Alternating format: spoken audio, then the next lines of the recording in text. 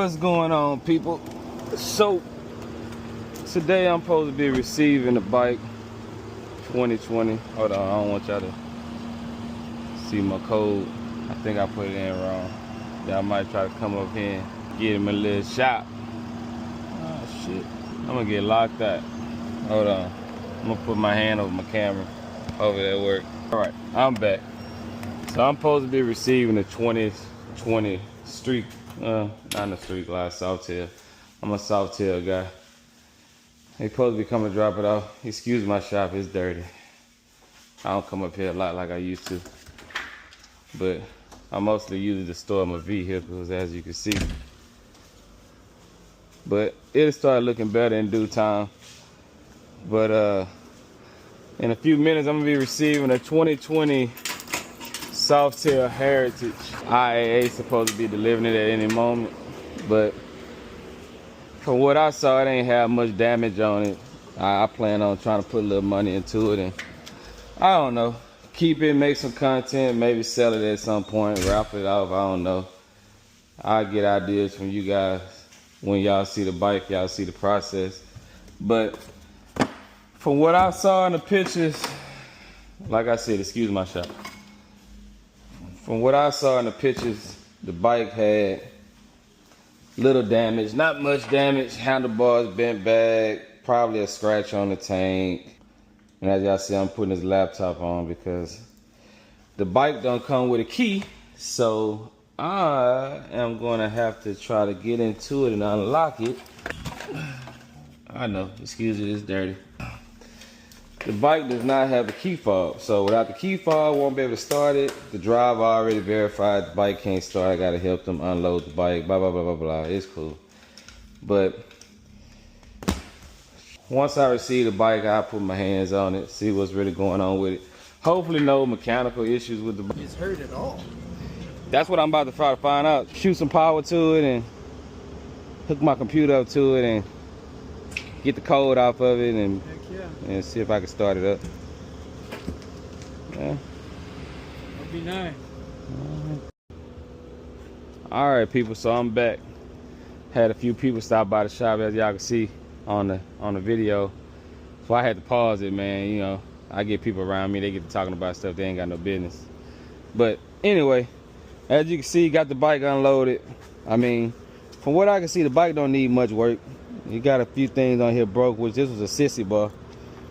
Gonna end up taking this out. Now, see how easy that was. Pull these brackets off of here. I'm gonna have to end up probably getting this rear fender repainted. Got a little scratch on the side. This front tank got a dent in it. I know somebody who can fix that. For the most part, I want to leave it as original as possible with a few little changes. Put some handlebars on it. I'm definitely taking these bags off of here. In my opinion, what the hell you need a Softail for if you got bags on it, you know?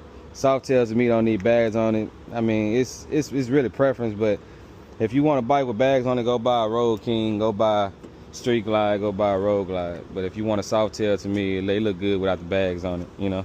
So the plan is put some handlebars on it. The brake clutch is working on it. Clutch on the other side. Brakes still work. What I didn't get to show in the video, when it came, it didn't have a key. The bike was locked. I hooked my laptop up to it, recovered the code off of it, deactivated the security system on it, and I was able to start the bike up. So I'll start it up and let y'all hear the bike in a second, let this truck pass by. But I mean, the motor sound fine. On the ad when I brought the bike, they said the bike had 160,000 miles on it. That was inaccurate. When I cut the bike on, this is the original gauge on the bike. The bike has 20,000 miles, like 20,000 and some change. So that's a good thing. What's expected when you start the bike up, it tapped for a quick second, then it stopped, you know, because the bike probably set for no telling how long it set. But it wound up clearing up. Let me go ahead and start it up so y'all can hear it. The battery completely shot, so I'm gonna have to buy another battery, but right now it'll start with the jump box and run. So for the most part, which is how I like them, the bike sound bone stock. I like a bone stock platform. It's cool to buy a bike if it got work done to it already, but when you go into the bike and do stuff yourself, I like to start from a blank canvas. That means I know the bike ain't been molested. It ain't been, you know, well, I'm not gonna say that's the case, but as you can see, the bike got 20,000 miles and 20,134 miles. So that whole advertisement of 160,000 miles was inaccurate. I might go full out and do like a 126, 132, you know, with head work, throttle, body cam, and all. Or I might just do a good run in 114. You know, making somewhere around 140s, 150s once I mill the heads, work the heads, cam it and stuff like that.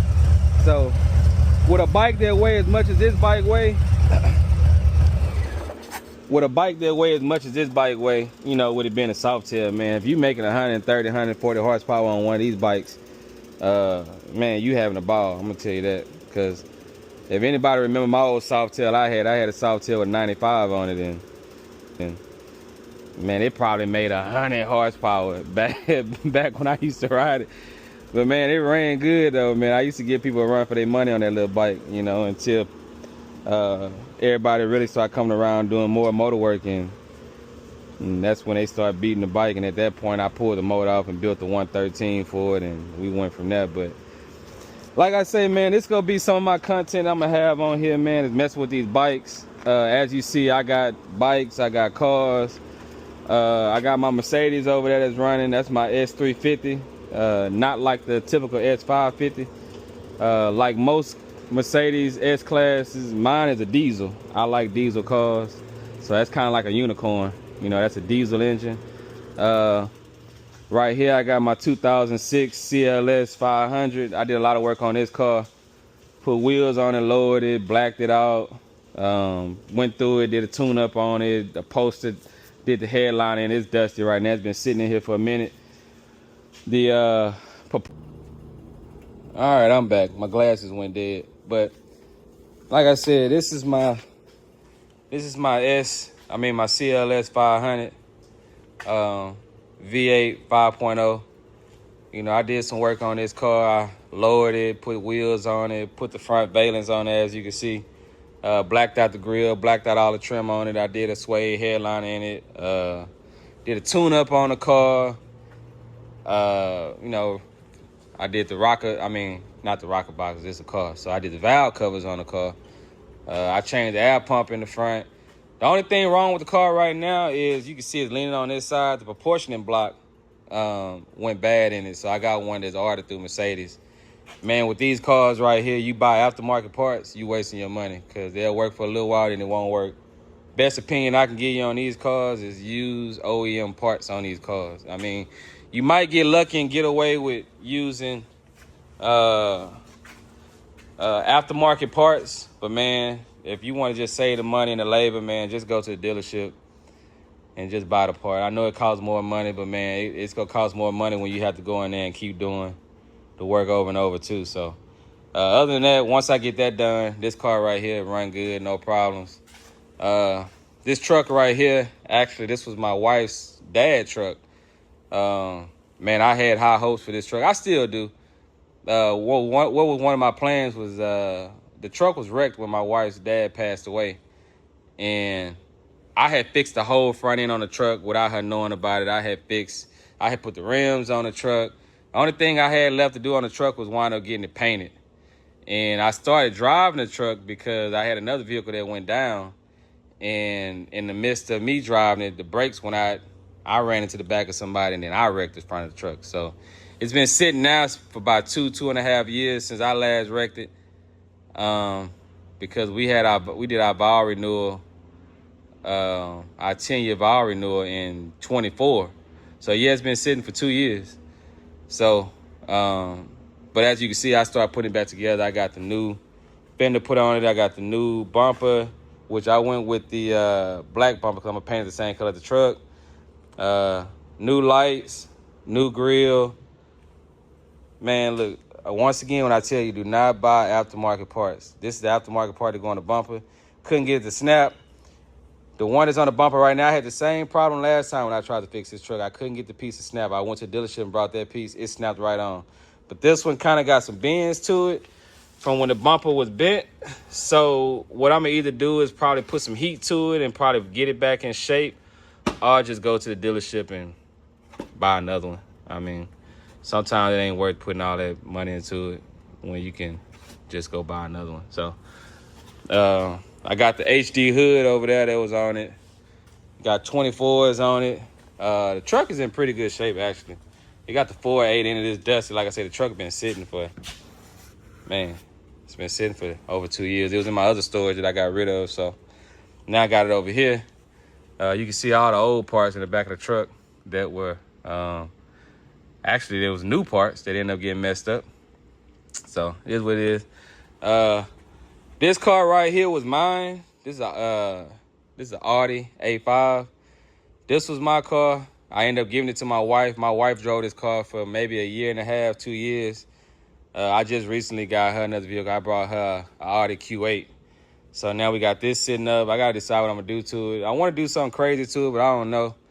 I seen one online. They had an LS motor in it. I thought that was pretty cool.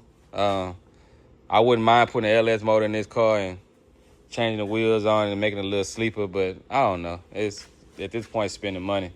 Then as you can see over there, some of my projects. That bike right there, a lot of people might know this bike from the streets. That's Eagle One. That bike was a blessing and a curse. Ever since I got that bike, I kind of got ran with that bike. It's a long story behind that. One day I'll probably make a video about that bike. But then I got my four-wheeler back there. So in this shop, what I plan on doing, man, because I'm going to start messing with cars and bikes a lot more, making content. I want to get the floors done in here. In the ceiling, I want to get the lights put up in the top. I've been in this storage unit for probably maybe 2 or 3 years. It got a built-in apartment in the inside, but no plumbing. It had plumbing for water, but they never put a septic tank in the ground, so the restroom and stuff don't work. But it got AC in the inside, so that's a plus. I'm going to empty out this side of the shop, get this stuff out the way. I'm selling this lift. If anybody want to buy a lift, it's an air lift. It's dirty, but it's pretty much a new lift. It's for sale, $750. You can come get it, take it. I'm going to put a 2-post lift over here. That way I can have a bike in the air. And then, I mean, not a bike. I can have a car in the air. And then I can have a car sitting under there, give me more storage. Then I can probably put the vehicle over here, then this truck over here, and then I got 2 more spaces up here I can store vehicles. So, but yeah, this some of my vehicles, man. Like I said, that's my 04 Silverado. This is my Audi A5. This is my CLS 500. Got my S. I got my S-Class over there. So yeah, I'll be making some content on some of this stuff, man. You know, repairs, updates. I still got some more stuff I want to do. I'll show y'all my S-Class. I still got some more stuff I want to do to it. The car was, when I got it, it was the rear end was messed up on it. Well, it was hit from the back. But man, it's a good car, man. Diesel been sitting here running. I get on a tank of gas with these 24s on it, man. I get like 400 plus miles to a tank. But it's a pretty clean car. Like I said, I want to black out the trim on the windows. Do some more stuff to it. This whole rear end was smashed in. Body shop had it for about 2 months. They got it back right. Just minor stuff. I think I'm going to have to change this trunk on it, though, because I don't like that gap. I think the trunk kind of got shifted. I got another trunk in the shop. I'm going to try putting it on there and see if that fixes that alignment problem. Then I've been getting water in this light right here, which I think I have to seal it up. But that's stuff to be expected when you had a car that had the kind of damage this car had. So, you know, little things you got to do to get it back right. But, I mean, other than that, man, it's a clean car, man. I mean, dry good. Interior is clean. Excuse a little mess in there. But, I mean, it's a clean car. I drive this, I pretty much daily this car. I was daily in the CLS 500 until the air ride kind of went out. So, I started driving this a little more. And, man, look, I had a friend tell me once you drive S-Class, you don't want to drive nothing else. And he ain't lie. That S-Class it's a beast, man. I mean, it's like driving on cloud 9. But, man, not to get off subject, you know, this is my intro to making videos. A lot of people around Houston know me. Some like me, some don't. I mean, that's to be expected when you in this world, especially when you work on bikes. You know, you build love-hate relationships with people. But you know, I don't have a problem with nobody, man. I'm cool with everybody who cool with me, and the people that's not, it is what it is. I don't dwell over it. But back on subject, we go get this where it needs to be. A lot of the parts I already got. I got handlebars for the bike already. I got a crash bar for the bike already. I got cams and stuff here already. I got a machine guy in town who can do the head work on the bike. What else? I got wheels here. I got 2 sets of wheels I could choose from to put on this bike. I had a whole lot of other stuff for this bike, but I just recently, man, you wouldn't believe it. This shop did not look the way it look right now.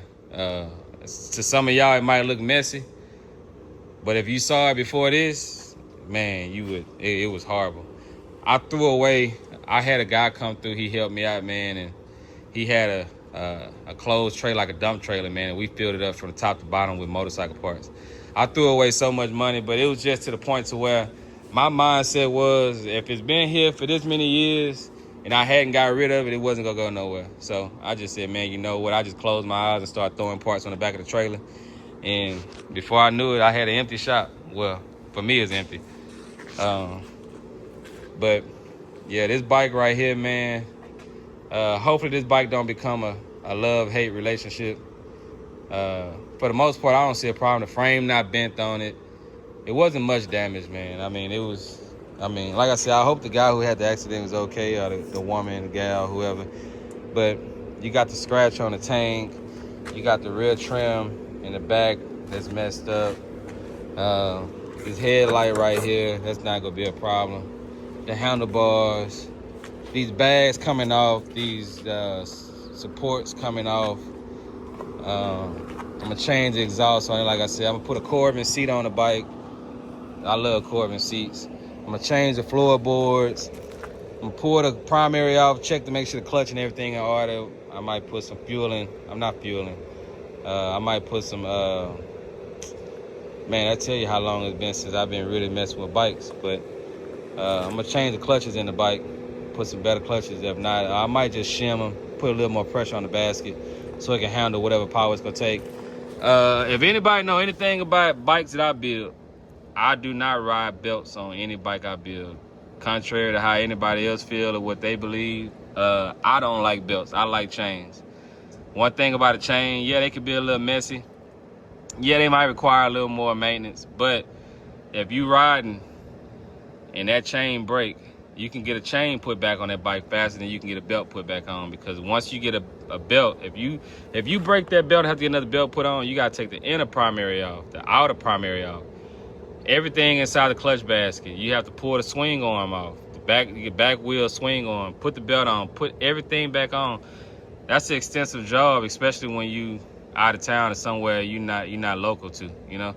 So if you got a chain on the side of the road, yeah, you might have to fight with it a little bit to get the chain on the sprocket, but it's nowhere near the amount of money and the time it'll take to put a belt on the bike.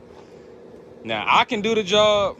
I've done a belt swap on a bike, and man, you know, not taking a break, 2.5, 3 hours. But I mean, who want to do that all the time? You know, rather, it don't matter how fast you do the job, you still gonna charge the same amount of money. Actually, you charge more money when you're doing it faster because, you know, you can possibly make more mistakes when you're doing it faster. So, like I say, to me, I like chains, man. Chains is what I use. But you know, to anybody who like belts, I've seen bikes that make 160 horsepower or better that have belts on them, and people don't have problems with them, you know. But I don't like belts. I like chains, so that's what it be on here. I'm gonna try to make as many videos as I can with this bike, showing the process of fixing stuff up, getting the tanks and everything right, getting the fenders right, tearing it apart, changing the battery. I'll do a video, time-lapse video when I do the engine work on it. That'll be something that really not too many people have ever seen me do.